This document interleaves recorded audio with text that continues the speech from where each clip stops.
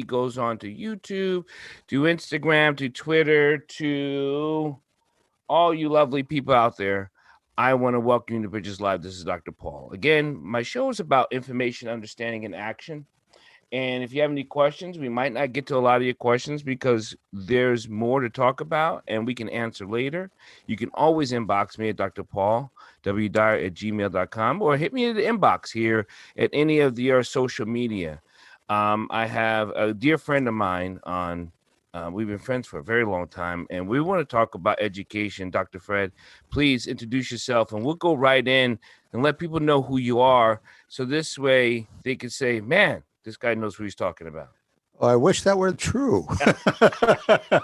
Hi, I'm Fred Diulus. I'm the chairman, founder, and president emeritus of Global Academy, which is a 20-plus-year-old firm that specializes in building universities online. And with the advent of the COVID, it seems to have ignited a whole lot of issues. And certainly we feel we're somewhat expert in being able to do this. But more importantly, what's occurred, as you know, Paul, is the fact that a lot of people got into this thinking it was easy, slam dunk, 2 days to prepare, and let's teach the kids, and found out that it was a horrible, horrible mistake by throwing unskilled teachers into the mix. And we've been following this very closely, and hopefully more and more schools will be opened up so the kids can go back to school. We are having a crisis. I mean, we might as well just call it. This is probably the largest education crisis in the history of education. Certainly in the United States and Canada as well. North America has been really impacted, but the place where it started in China, you can bet they're not released. They're not in school. They're in school, which is bizarre because they never quit school. I mean, only in the affected places where they really had a high level of the disease running around rampantly, they shut down. But with the schools, they pack 100 kids in a classroom. There's no problem, and they've been doing this ever since the COVID started. But what are they saying about all this infection with kids and an infection and who's getting infected and how they're getting infected and the alarm? They're banging the bells in the pot saying, freeze, stay at home. And so what's going on? Well, what's going on simply is it's fear. The whole idea was let's shut them down. We'll help stall the virus. And if you're familiar, and I know most of your audience is, with the flu, when it hits, and then it dissipates because of herd mentality or herd immunity. And that was not permitted to occur. Essentially, we got stuck in a rut, and the more cases were, the more people shut down. The more the fear spread, the more people shut down. And in fact, what they're finding now is that was really counterproductive. So looking at the kids are immune basically from age 0 to 14. The high school kids, a little less, but mostly all of them all the way up through grade 12. Teachers, most of them under 40. Percentages are even low in terms of virus infection. 97% are virus free. So we're looking at statistics coming out of CDC on this. 99.97% of the kids in that age bracket will not contract the COVID. Even the extended viruses now with the Right. add-ons, it doesn't affect them. And so instead of using this information in a positive way, we just turned out and scared the hell out of all the teachers. It's unfortunate, but the real affected population were people my age. Anybody over 75 was impacted tremendously by this disease. So I've been in hiding ever since. But I'm glad you're safe too, because you were stuck in one place and then you had to wait until it cleared up a bit before you were able to move to your where you are right now. Right. So why aren't we following the science? So somehow someone's getting something from this by keeping this home? Is it the school board? Is it the money they're making? Is it the money that's not? What is going on then? Well, the latest statistic is that if we open up the schools tomorrow in the districts that they're closed, 84% of the teachers would go back. That means 24% will still stick it out and refuse to go back. But they're actually saying that the unions are saying that's not what they want. I don't want to get into a debate over the unions. I think it's some of it's, a lot of it, not some of it, is politically motivated. It depends on what they're trying to get their hands on, whether they want more money, whether they want more insurance. Yes, they want something. And of course, you're dealing with two of the largest districts in the country, and that's in New York and in Los Angeles.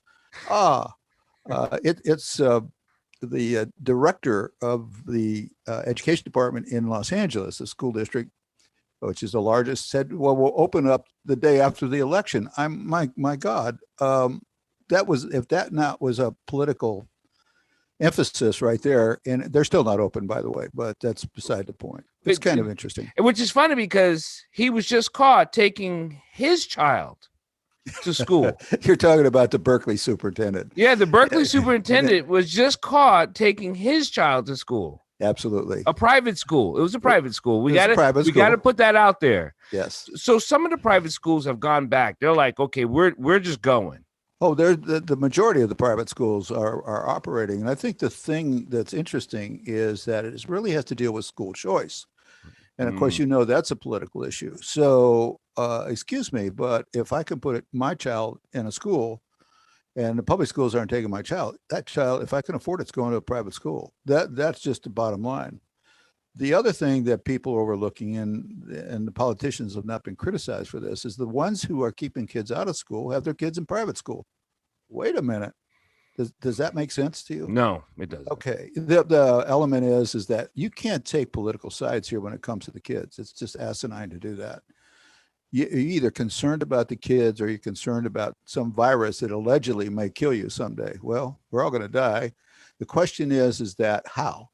And unfortunately, most people think that this thing has to be eradicated entirely before they're going to let the kids back in school. That's impossible. That's impossible. Absolutely impossible. I know the CDC has just either I heard how much they're willing to spend $1 billion to study the effects of long-term for children. And some children are having some long-term effects. I mean, we've only been in this about approximately a year anyway, so we won't know anything until years to come. What are some of the options parents can have that they have not looked at, if they can? What are you thinking? There's 3 different ways they can go, but I want to address your issue about some of the long-term effects on kids. The long-term effects have already settled in. We've got mental disorders, suicide rates higher level than we've ever had before. Right. And unfortunately, this also has to deal with the parents suicide rates going up, as well as their mental distress. And this creates disharmony in a family. And those of us that are family oriented see this as a real threat to the nuclear family. The item here is that there's not been enough concentration on this. Now, the CDC can study all day long about the long-term effects, but let's look at the short-term effects first. Okay. What's going on with these kids and why are they this way? And how long is it going to take us to get them back on track again? Kids don't want this. They want to go back to school. They want to be social animals. They want to be their buddies and friends. And I think the dilemma for parents is they were thrown into this mix, took it for a while, and now are beginning to question the validity of it as they see their kids falling further and further behind academically. And I know this is hurting my heart because I know a lot of the Black communities, they're so far behind. The gap is incredibly increased tremendously. I know parents specifically who are suffering from this, who are just and it's not just a Black, but it's a lower income issue. Any disenfranchised community or a community that is under the weather is going to be impacted the worst. If I live on Fifth Avenue in New York City, I don't have a problem because I can afford to send my kid anywhere I want. Correct. The difference is that this is not about the population being all able to do that. So what steps can they take? There is a couple of things. First of all, school choice is a big item. And there still are schools that parents can put their kids into, get grants to do it, pull together with other parents. That's one way to do it, but this costs money. So Mm-hmm. unless the kid can get a scholarship or unless the school has room, which is unlikely at this juncture, then they've got to look at other choices. Well, parents can homeschool. If they're Right. working, how are they going to homeschool? And Right. most of them who do work are working from home. So who's using a computer? it's just, it's almost damned if you do and damned if you don't. And that's if you have Wi-Fi or if That's you're if you able to have what afford Wi-Fi. right. Now the one great thing is that most cities are wired for Wi-Fi. All we need to do is be able to get the equipment to the kids so that they can use it because most of them are familiar from school days. They know how to use them, and Mm-hmm. most have cell phones. The number of percentages of cell phones in the United States is over 90 some percent. So that means that even into the most remote areas, they may not have Wi-Fi. That was brought out to me the other day. I said, what is the chances of that? I mean, maybe some places in Appalachia or in Alaska, but certainly most of the country is covered by Wi-Fi. That means kids have a way to get in. The problem is the parents may not be able to afford the stuff, the Right. technology. Well, while the government's spending all this money bailing out cities who went bankrupt, why not give some of that money to the parents to be able to afford or give the parents the electronic equipment they need for their kids to be able to get online? Fred, you know, you've been in education a very long time. I'm not going to throw out your age. I think you already did a bit, but I don't think education has ever been a true priority for our country. Is that easy to say, or is that just seems more significant recently? You hit the nail on the head. Unfortunately, it's been ignored. Depends, and I don't care what side of the political equation you're Right. on. This They've both done a terrible job in doing what they needed to do here. And unfortunately, if you criticize one, they automatically pigeonhole you into the other side. If you criticize the existing power, then you're automatically thrown to the other side. I get this all the time. It's unfortunate because it's the kids that are at stake here. Hello, people. They belong to all of us. So the question is, are we going to allow them to rot and fall further behind? We're already ranked in the 30s in education around the world. That's pathetic. We used to be number 3 or 4, and this has all happened within the last 12 years. It's kind of interesting that it went through not only a Republican administration, but a Democratic administration back to a Republican administration, and the position did not rise at all. no, it didn't change. It didn't No, change one it did bit. not change one bit. So, what's the solution? The solution? The solution is the parents need to get active within the school boards and the school operations around the country. We've backed off. When I was a kid, parents were like at that school board meetings every time they had one, at every parent teacher meeting, etc. That's not the way it is anymore. They just let it go. They've let it go. They assume that it's in good hands, and we're watching curriculum changes. We're watching schools not opening. We're watching, well, we were going to open last week, but we can't now because we got a new strain coming in. Any excuse to keep the kids out of school. I think parents are able to pick up their pitchforks and their torches and storm the school board. Oh, Like it would be almost advisable. There is a group in Berkeley, California, and you know that Berkeley is left of left. I mean, it's really having grown up, having lived and worked in the Bay Area for years. I can tell you it was a world unto its own. they have a world. They do have their own world. But the interesting thing is that a group of mums, MUMZ, I believe that's what it is. Nobody knows who they are, but they are the ones that have organized against the schools being closed in Berkeley. And by hook or crook, they're going to get those schools open. But they've and they're the ones that exposed the superintendent. They're the ones that got the union leader exposed who took his kid to a private school. So this is a groundswell. It's a backlash right now. I don't know how fast it'll move across the country, but today I heard that Chicago had some underpinnings of the same thing going on. Chicago's in a bad way. These major big cities, they're just suffering for a lot of reasons economically. Does this really come down to money? No. It doesn't. Okay. No, no. There's plenty of money. Okay. Good. The question is its allocation. Now, if you were to go and say, well, the unions need to be reorganized and the people that are in power need to be kicked out and new union leaders elected, you say that and you're in trouble. If you're a politician, they still can't you're in find trouble. Hoffa. They still. So, and I'm a Giant fan, and they still can't find Hoffa. So this is what we're dealing with. I was very familiar with the California Teachers Association years ago, and they were very big union supporters, obviously. But there was the FTA, and that was more radical than the CTA. And so depending on which one of these associations you belong to really said which side of the equation you were. So as California moved, they began to take over the more liberal side of the teachers union began to take control. For a time in Florida, I lived next door to the guy who was one of the main reasons why the unions grew so quickly in the state of Florida, which was a good thing because the teachers were underpaid. They weren't put in the right place. There was, as far as teacher balance and equality going on, as far as teachers were concerned, it was all haywire. He changed that, but he also went to jail. And that was because he couldn't keep his hands out of the till. And that's unfortunate. When you get a leader that's good and then all of a sudden they go bad, it changes the whole dynamic. I'm not saying all union leaders have this, but it's becoming almost as though I care about me, I don't care about you, and as long as I got the power and I can make the political contributions, they're going to do what I say. So until you give me what I want, we're not moving an inch. We talked about the lower school, elementary, junior high, high school.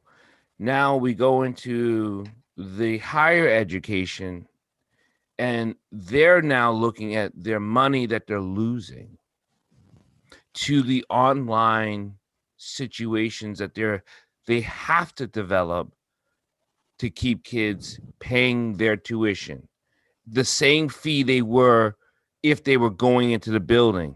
Now, how is that going to happen? That's got to be reconstructed. Well, there's a groundswell of movement right now for free tuition in the community colleges. Higher level is a different story, but the movement is there as well. Well, if there's free tuition, where's the money going to come from? Okay. All right. Now, I'm a proponent of free education. It really sounds kind of radical, but it is not. We know that free tuition colleges work, but they're online. They are not regular colleges as we know them, the traditional education. Right. One of the pieces that I published out there just at about March, I believe, April, was that traditional education as we know it is dead.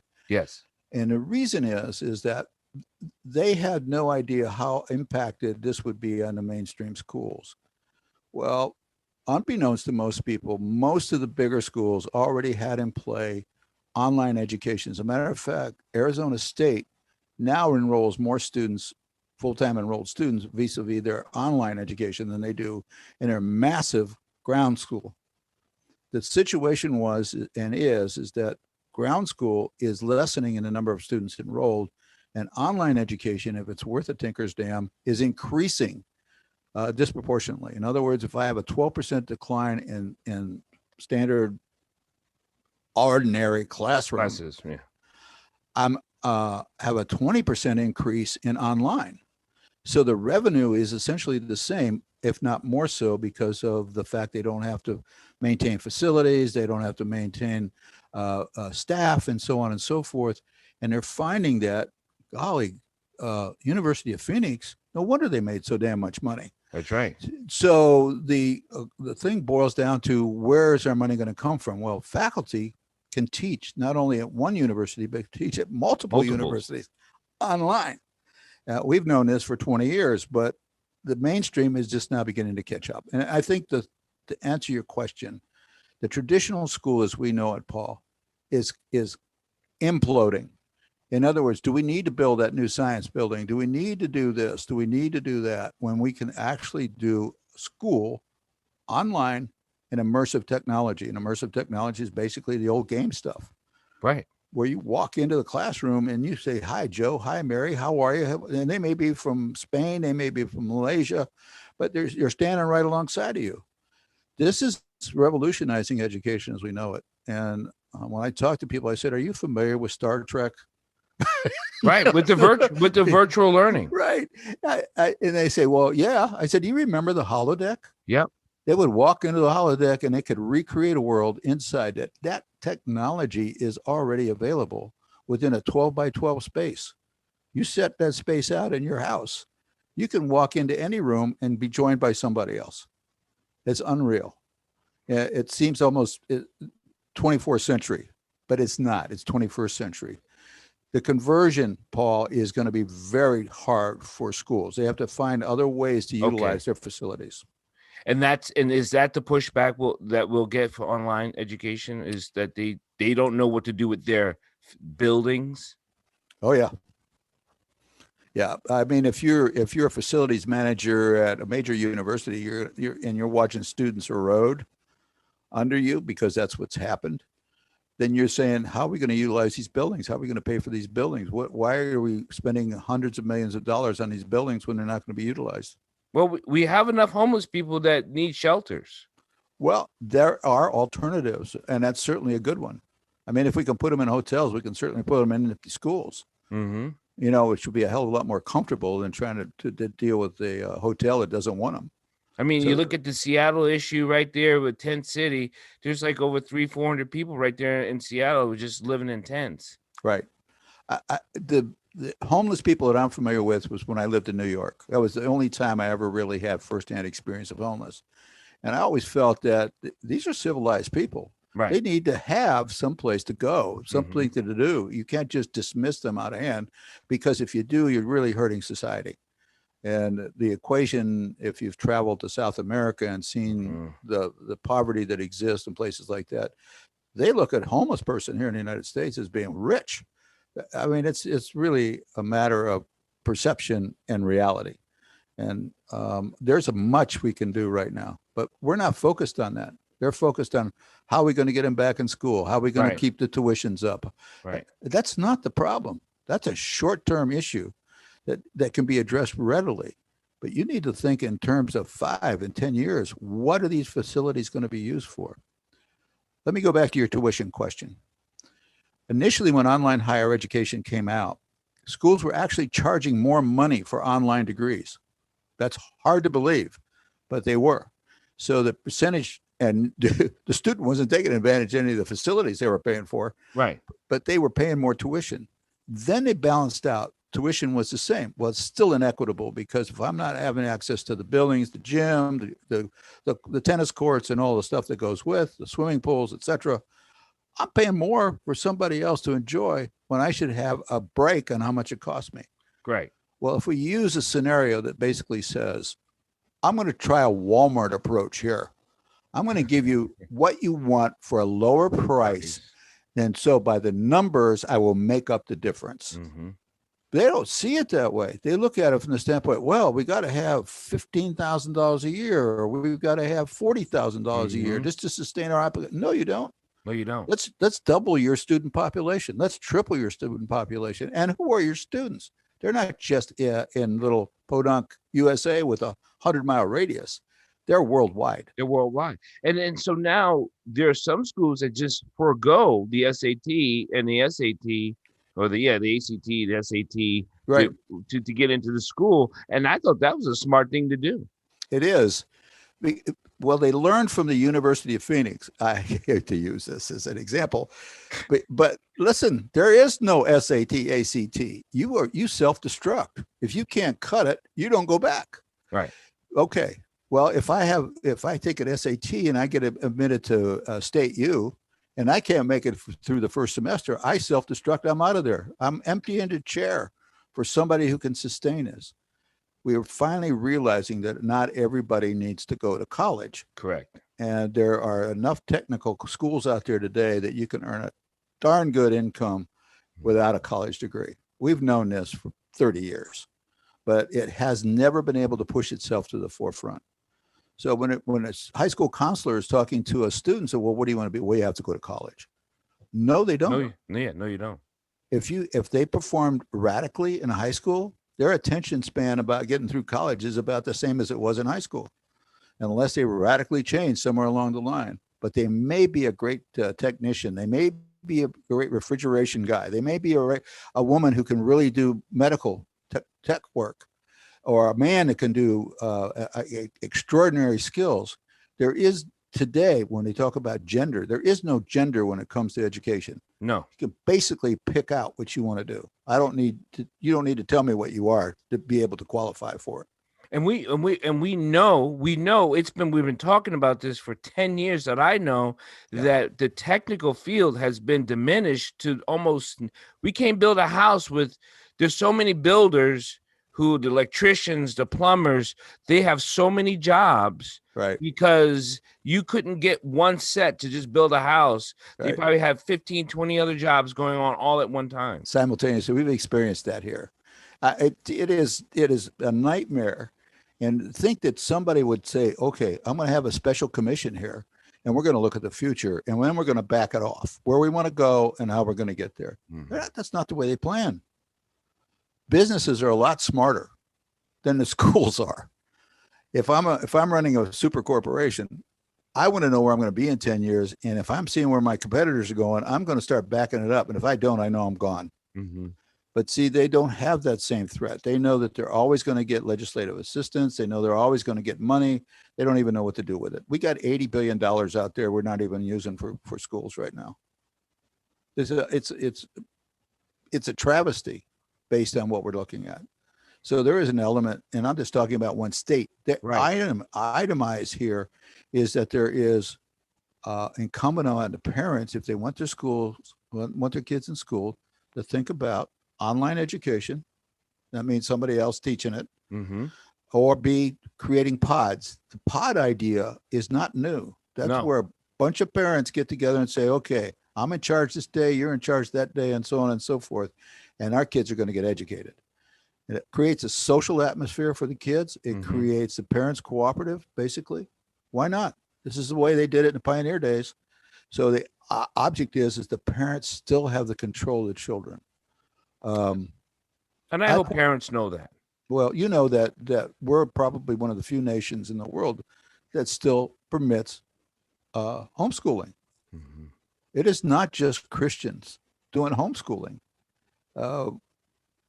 My wife ran a homeschool association in New Mexico that consisted of every religion you could possibly think of: Hindu, Muslim, Catholic, Protestant, evangelical, etc. All born into an atheist. Even had one or two of those families. But it was an eclectic mix. It's just like a regular school. Only difference is the kids are all different ages. It's like going to an old Western school where you had kids in the first grade. Schoolhouse, right? Right, schoolhouse. But it's a great education. And unfortunately, the stigma for homeschooling has long been overcome. It's unfortunate. Well, I know there's so much more to talk about this, but I just want people to know that there's an option out there. There's some research out there.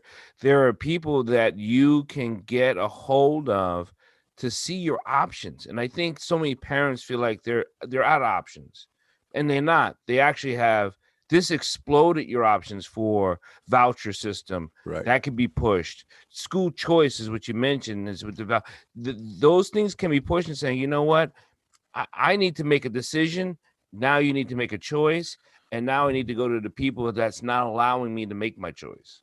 I do not understand why somebody hasn't come up, particularly at the upper levels, has not come along and said, okay, we provide assistance, food assistance to families that can't afford it. Why did we not give them school assistance? Wait a minute. They oftentimes have as many kids as anybody else does, mm-hmm. but their kids aren't getting it. They can't put their kids anyplace else. They got to take whatever school is thrown at them and said, I don't want my kid to go to that school. It's going to turn out like I turned out. I want my child to be better than me. We become less so our kids become greater. And that's not doing it. And we're not helping them. We need to be able to do that. And the legislatures can do that. They're ignoring it, but they need to be able to do that. It's obvious. It needs to be. The COVID has really forced us into this mindset. So Paul, we need to close down the inner city schools that aren't cutting it. Yep. We need to create new opportunities for the parents. And if I got to bus your students from inner city to the subs, Then bus them. great.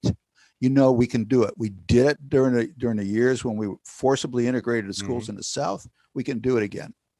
There is no limit as to what we can do. None. And I thank you, Fred, for coming on, talking with me, Bridges Live, talking about education. There's more to talk about. I know you'll be having a podcast coming up here pretty soon here. I know, because I'm going to help you launch this so we can talk more and get more into the hows, the whats, the nuts, and the bolts. So thank you so much, Fred, for visiting with me this evening. My pleasure, Paul. Always a pleasure with you. Thank you, sir. Have a great night.